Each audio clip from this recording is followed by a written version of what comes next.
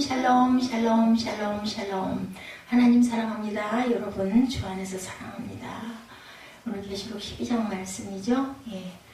아직 끝나지 않은 싸움 지금도 계속되고 있죠. 하나님께서 예비하신 곳이 우리에게는 있어서 얼마나 감사한지 저는 그것만 생각을 해도 가슴이 저립니다. 정말 돌아갈 나이들이 가까운 사람들은 아주 중차대한 일일 것 같은데 그걸 느끼고 가고 있는지. 여러분들 휴전과 종전 차이 알죠? 휴전은 아주 쉬고 있는 거고 종전은 근데 아직 끝나지 않은 싸움이다. 우리나라도 북한과 지금 대치 관계에 있고 또 맞는 얘기인지 모르겠는데 백두산이 그 화산이 폭발할 수도 있다는 얘기도 있다는 이야기가 들리는데 제가 피부에 부딪혀오지 않는 거는 그런데 관심이 없어서인지 어찌됐든 휴화산인가 봐요. 그죠? 휴화산은 쉬고 있다라는 거지 완전히 죽은 화산, 사화산은 아닌 거죠.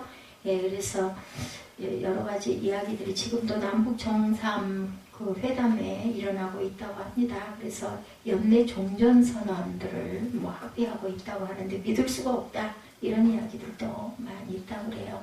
그래서 북한의 무기 체제가 굉장하다면서요. 잘 모르겠지만 북한이 핵무기를 완전히 폐기하기 전에는 종전 선언을 해서는 안 된다 이런 믿지 못하는 그런 마음들이 많은 주장들을 하고 있다 합니다.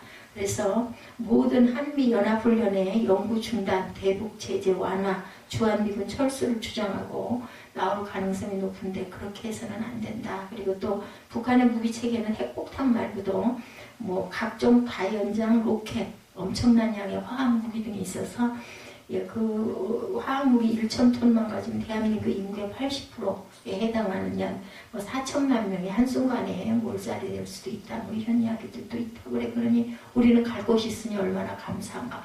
순식간이고 고통이 있겠어요? 그거 터지면 그냥 눈 깜짝할 사이에 잿가루가 될 건데 우리 영은 하나님 품으로 날아가지 않겠나. 저는 그런 게 별로 두렵지는 않습니다. 그래서 아직도 전쟁 중인 싸움이다. 오늘 본문이 성도군 교회와 사탄과 영적 싸움에 관한 말씀이어서 제가 이 부분을 한번 생각을 해봤어요. 12장에 우리 한번 조금 이해를 도와야 할 부분들을 한번 짚고 갈까요? 큰 붉은 용 얘기가 3절에 나오고 있죠. 하늘에 또 다른 이적이 보이니 한 큰 붉은 용이 있어 머리가 7이고 뿔이 10이라 여러 머리에 7 왕관이 있다라고 얘기합니다. 이것은 용을 잡으니 곧 예뱀이요 마귀요 사탄이다 하고 얘기하죠. 만국을 미혹하지 못하게 했다. 계시록 12장 9절에도 큰 용이 내쫓기니 예뱀 곧 마귀라. 용은 뱀을 뱀이고 사탄을 상징한다고 그러죠. 제가 용띠인데 아주 안 좋아요. 그런 얘기 들으면. 그래서 되도록이면 그 짐승들을 상징 같은 거 가까이 해서는 안 좋다고 합니다. 하늘에 전쟁이 있다. 이 12장 7절이죠. 하늘에 전쟁이 있으니 미가엘과 그의 사자들이 용과 더불어 싸울세. 미가엘 천사를 얘기하죠. 용과 그의 사자들도 같이 싸운다 나오고 있죠. 미가엘과 그의 사자들이 용과 그의 사자로 더불어 싸운다. 이 전쟁에서 용과 그의 사자들은 패하여 더 이상 하늘에 있을 곳을 얻지 못하고 땅으로 내쫓기게 된다. 그리고 8절에 하늘에서 그들이 있을 곳을 얻지 못한다고 하죠. 하나님은 범죄한 천사들을 흑암에 가두셨어요. 유다서 1장 6절과 창세기 1장 2절에 나타나죠. 흑암이 깊음 위에 있었다라고 기록되어 있죠. 창세기 1장 2절에. 성경은 마귀를 가리켜 공중의 권세 잡은 자, 곧 하늘에 있는 악의 영들이다 이렇게 기록하고 있습니다. 그 외에도 이사야 14장 12절에서 15절에 말하죠. 너 아침의 아들 계명성아 루시퍼를 얘기합니다. 그죠? 사단이죠. 어찌 그리 하늘에서 떨어졌느냐 땅에 찍혔는고 이렇게 표현합니다. 유다서 1장 6절에는 자기 처소를 떠난 천사들을 흑암에 가두었다. 이거는 이제 루시퍼를 얘기하는 거죠. 공중 권세 잡은 자 그리고 하늘에 있는 악의 영들. 에베소서 2장 2절과 6장 12절에도 이렇게 표현을 하고 있습니다. 그래서 시대에 따른 마귀의 사역 변화가 많이 일어나고 있다고 창세기 1장 2절하고 계시록 10장 8절에 증거하죠. 공중의 권세 잡은 자로 믿음의 불을 미혹하여 성도들을 멸망에 이르게 한다. 이렇게 표현되어 있습니다. 계시록 12장 9절에서 13장에 걸쳐서 보면 땅으로 내쫓긴 용은 짐승에게 권세를 주고 그 짐승 짐승은 42달 동안 전 세계 모든 민족과 교회를 장악하여 예수 믿는 성도들을 몇이든지 반드시 죽인다. 그래서 교회들이 그 상당히 어려운 상황에 놓여있다. 마지막 때에는 그래서 계시록 20장 7절에서 9절에도 보면 천년 왕국이 끝남에 잠깐 놓여 땅이 사방 백성을 미혹하고 성도들과 싸움을 붙인다라고 표현이 되어 있습니다. 그리고 12장 9절에 마귀라고도 하고 사탄이라고도 하며 온 천하를 꿰는 자다 이렇게 나타나 있죠. 말씀해 보면 마귀는 공중의 권세를 잡고 있는 동안 믿음의 도를 미혹합니다. 유다서 1장 3, 4절에도 증거되어 있습니다.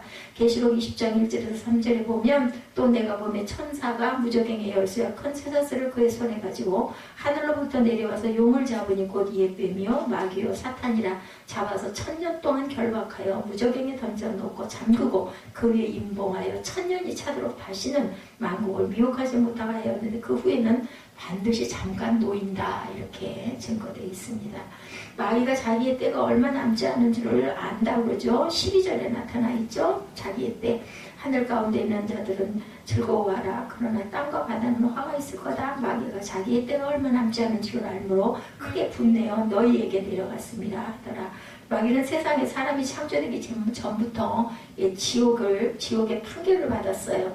유다서 1장 4절에 그렇게 나타나 있습니다. 따라서 자기의 때란 마귀가 지옥과 곧 불과 유황으로 타는 곳에 던져질 때를 말하고 있죠. 하늘의 전쟁에서 패하고 땅으로 내쫓기게 되면 마귀는 얼마 못 되어서 불과 유황 못에 던져질 것을 본인도 안다라는 겁니다.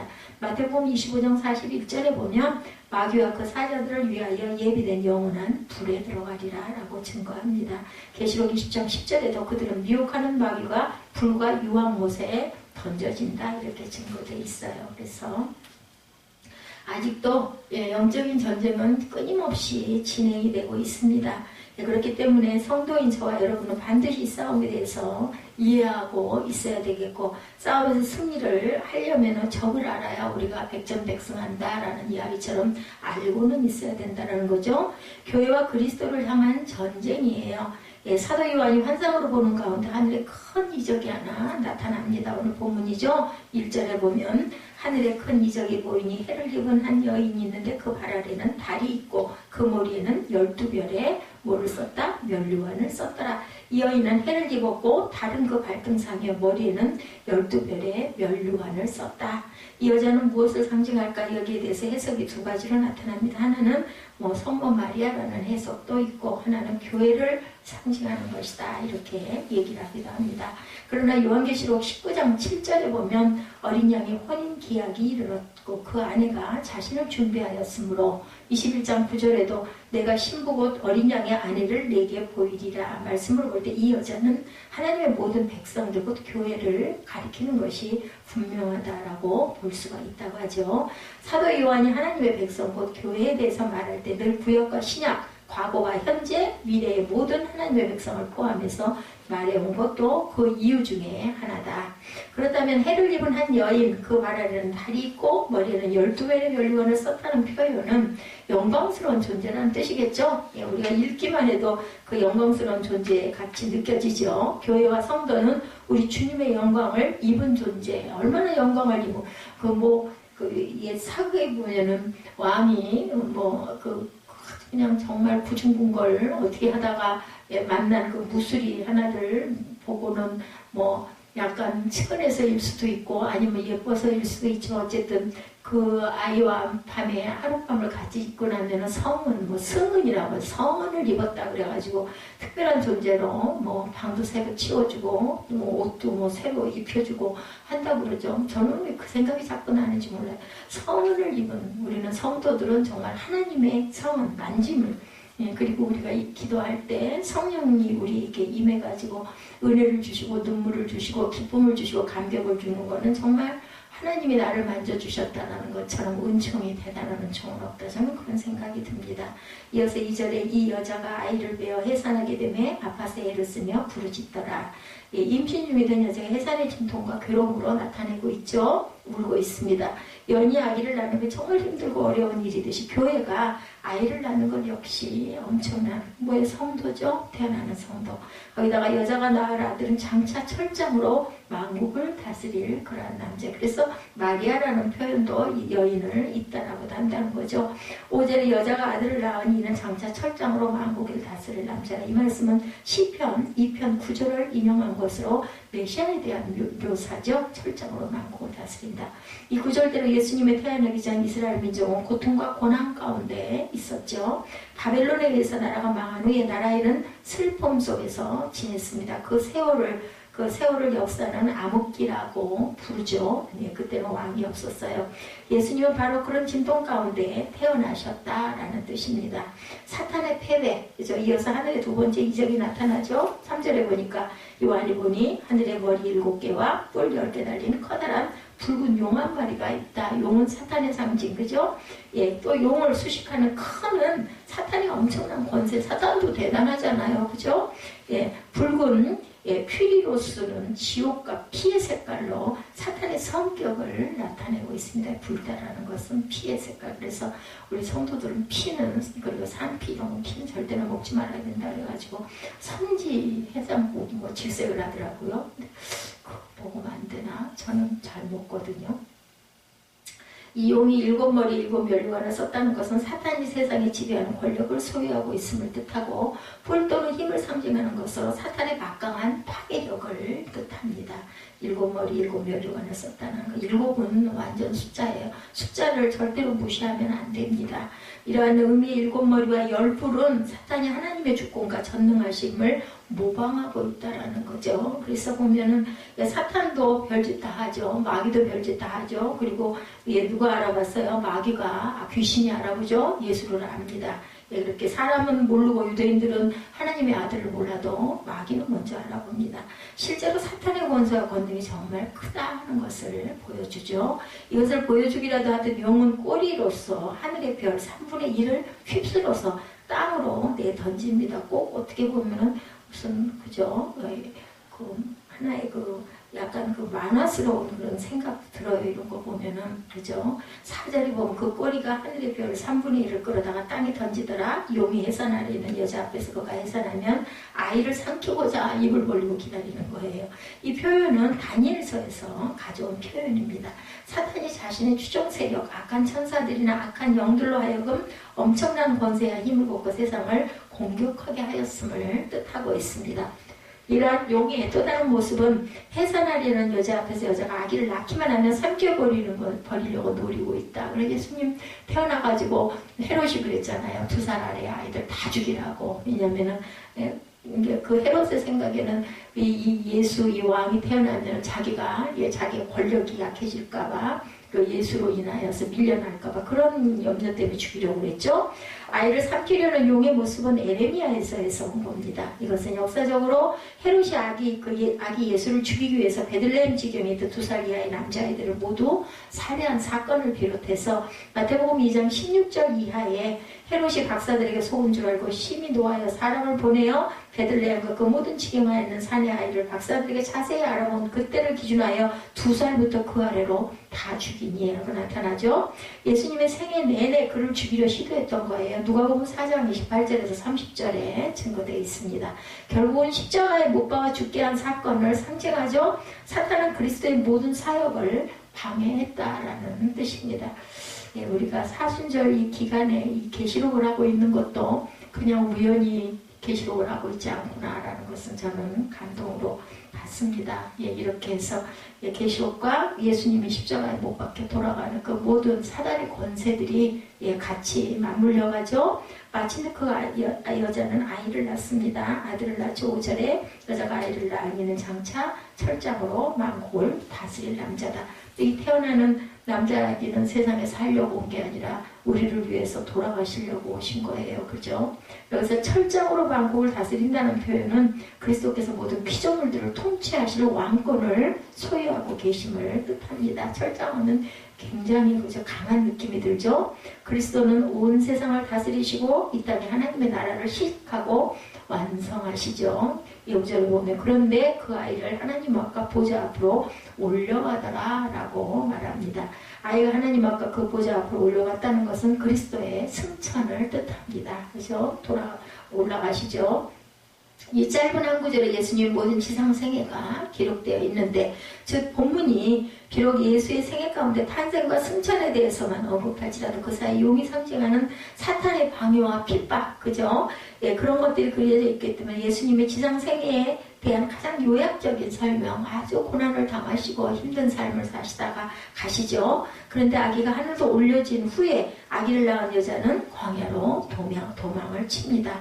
그 여자가 광야로 도망한 6절이죠. 예수께서 승천하신 후에 사단이 더욱 극렬하게 교회를 핍박해서 교회가 광야 생활을 하듯 그렇게 힘들게 만들어져 간다. 그리고 거기에서 생활은 1260일이다. 1260일은 한때, 두때, 반때요. 42달이요. 이걸 전부 다 합산을 하면 3년 반 기간을 얘기하죠. 날짜로 계산을 하면 요한계시록에서 이 기간은 특별한 환란의 때가 따로 있다는 것을 의미하지는 않고 예수님의 초림과 재림 사이의 기간으로 우리는 정확하게 알 수는 없지만 상징적인 숫자다 이렇게 생각을 하시면 됩니다. 하나님이 정하신 하나님의 완전한 기간 3년 반이라고 하지만 그것이 하나님의 계산으로 뭐 하루가 1000년이라고 하죠. 얼마가 될지는 우리가 알 수가 없죠. 따라서 우리는 이 기간이 긴지 짧은지는 모릅니다. 언제 끝나는 것도 하나님만이 아시는 부분이죠. 결국 이러한 말씀의 의미는 여자가 광야로 도망했다는 것은 교회를 출애굽 당시 이스라엘의 광야 생활에 비유한 것이고, 광야는 어때요? 척박하고 아주 살기 어려운 땅이죠. 굉장히 위험스러운 땅입니다. 그러나 그 광야에서 하나님은 어떻게 했어요? 이스라엘 민족을 구름기둥과 불기둥으로 계속 인도하시죠. 그들을 먹이시고 입히시고 가나안 복지라는 분명한 목적지를 주셨고 또 그리로 인도하시죠. 이 땅의 교회와 성도들 역시 사탄과 세상과 인생의 도전동으로 현실이 힘들고 괴롭다 할지라도 하나님께서 동행하시면서 돌보시고 책임져 주시고 장차의 승리와 영광이 보장되어 있다는 것을 설명하기 위해서 이러한 표현을 썼다라고 우리는 해석을 해서 합니다. 이 땅에서 전쟁은 지금도 종전이 아니라 진행 중이고 있다. 진행하고 있죠. 잠깐 쉬고 있는 휴전의 상태일 수도 있다. 그때 하늘에서 전쟁이 일어나죠. 7절에 보면 하늘에 전쟁이 있으니 미가엘과 그의 사자들이 용과 더불어 싸울세 용과 그의 사자들도 싸운다라고 나타나죠. 그 유대 전승에 따르면 사탄은 본래 천사였죠. 하나님과 동등한 존재가 되려고 하다가 그만 내쫓기죠. 루시퍼 자신의 추종자들과 함께 하늘에서 쫓겨난 존재들입니다. 보면은 그 외경에도 나타나 있어요. 에녹 이서에 보면은 29장 4, 5절에 나타나 있습니다.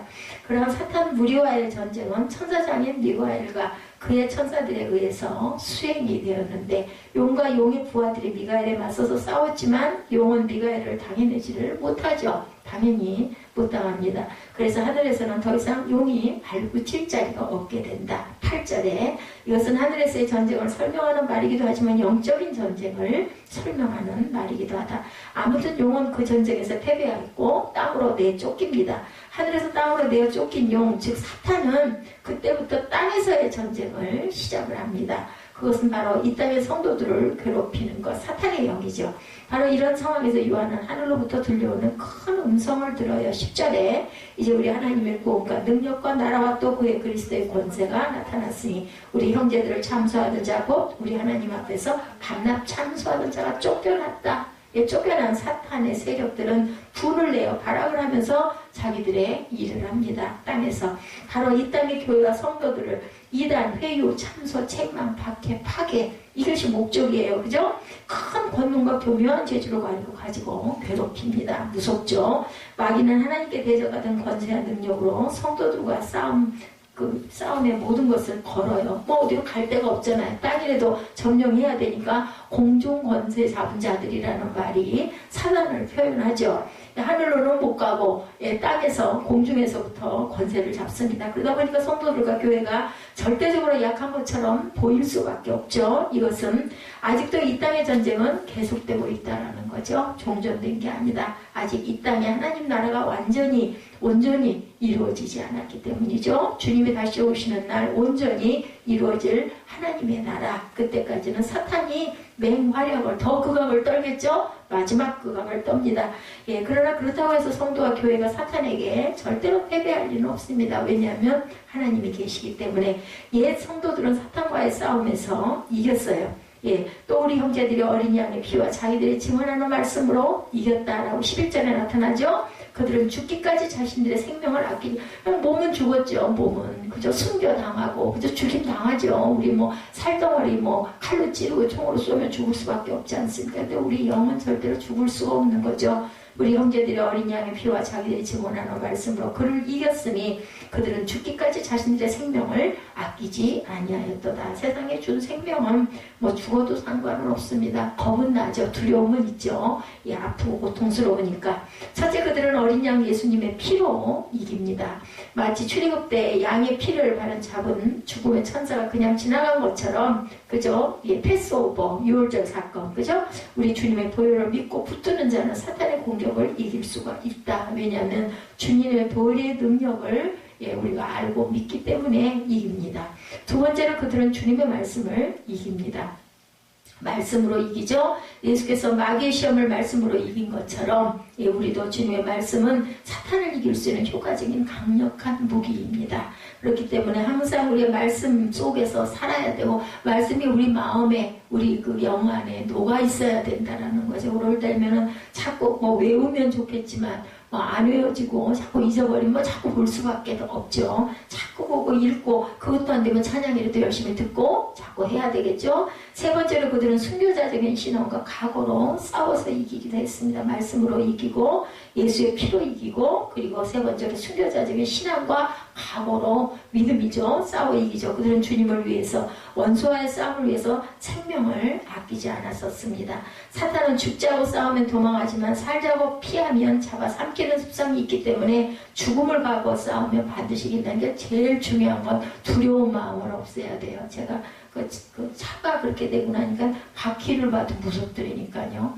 그런데 그거 점령해야 되지 않겠냐 하는 마음이 와서 또 아주 뭐랄까 용기를 내가지고 운전을 하니까 또 괜찮더라고요. 그러니까 두려운 마음은 아무짝에도 쓸 게 없어요. 조심하는 거 이제 조심을 해야 됩니다. 두려워하지는 말아야 합니다. 피하려고 하면 점점 더 우리가 먹혀서 아무것도 할 수가 없는 거죠. 그래서 사탄이 예수님에게 패배한 것처럼 모든 것을 걸고 싸우고자 하는 성도와의 싸움에서도 그들은 패배한다. 도망가고 자꾸 피하고 숨고 겁내고 하면 점점 달겨들죠. 그러므로 지금은 그렇게 보이지 않아도 마지막 날 반드시 이기게 될 것을 우리는 믿어야 되겠다라는 겁니다. 이러든 저러든 간에 그때가 온다면 담대하게, 그죠? 싸워 나가야 되겠죠? 그렇기 때문에 성도는 장차만 아니라 지금도 기뻐하며 승리의 노래를 부를 수가 있다. 불러야 되겠죠? 12절은 그러므로 하늘과 그 가운데 거하는 자들은 뭐예요? 즐거워하라고 말씀합니다. 12절 후반부는 마지막 날의 승리보다 오늘의 현실을 바라보게 하는데, 그러나 땅과 바다는 12절입니다. 화 있을진저 이는 마귀가 자기의 때가 얼마 남지 않는 줄을 알므로 크게 분내어 너희에게 내려갔습니다. 이렇게 말씀합니다. 이것이 현실이에요. 마귀인 용이 하늘에서 쫓겨나 땅으로 내려오자 여인을 공격합니다.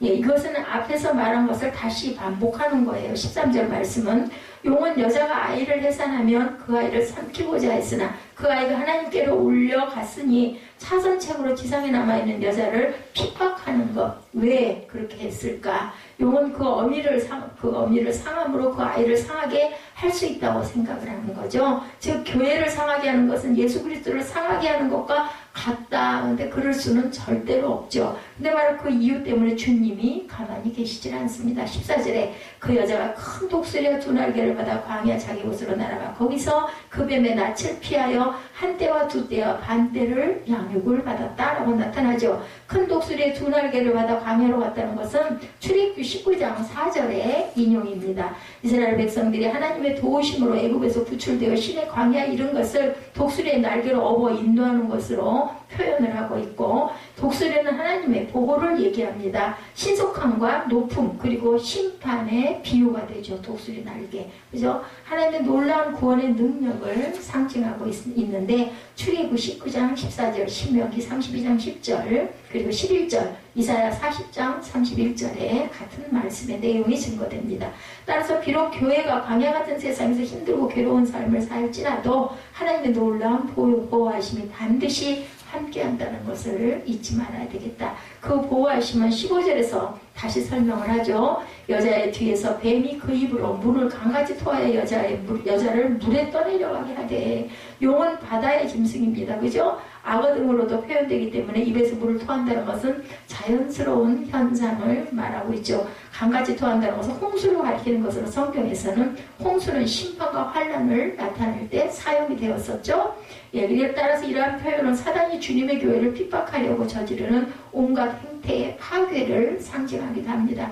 과거 교회를 말살하려고 했던 핍박, 마지막 때 택함받은 자들까지도 넘어지게 하는 잡다한 사이비 종파와 이단들을 포함한 미혹 등을 포함하여 설명하는 말로 우리가 해석을 하면 됩니다. 그러한 사탄의 공격을 하나님은 어떻게 하셨어요? 16절에 보니 땅이 여자를 도와 그 입을 벌려 용의 입에서 토한 강물을 삼켜버렸다라고 하죠. 팔레스타인 땅이 대부분 모래로 되어 있어서 아무리 큰 홍수가 난다고 해도 금방 그 물을 모두 흡수하는 지리적인 환경을 반영하는 것이기도 하고, 또한 출애굽기 15장의 사건과 연관이 있는 표현이기도 합니다. 애굽의 군대들이 출애굽한 이스라엘 백성을 추격할 때 하나님께서 구원의 능력으로 홍해 바닷물로 그들을 삼키게 하셨죠. 다 그 물속에 수장을 시키죠. 하나님은 성도들을 해하고자 하는 사단의 모든 괴계에서 성도를 보호하신다라는 그런 말이죠. 그렇게 하나님께서 광야 같은 세상의 교회를 지키신다고 사탄이 물러가는가? 그렇지는 않습니다. 주님 다시 오는 날까지 집요하게 괴롭히는 것, 그것이 17절이 말하죠. 용이 여자에게 분노하여 돌아가서 그 여자의 남은 자손 곧 하나님의 계명을 지키며 예수의 증거를 가진 자들로 더불어 싸우려고 바다 모래 위에 섰더라. 예, 이렇게 증거합니다. 용은 그 여자의 남은 자손과 더불어 싸우려고 한다는 뜻이죠.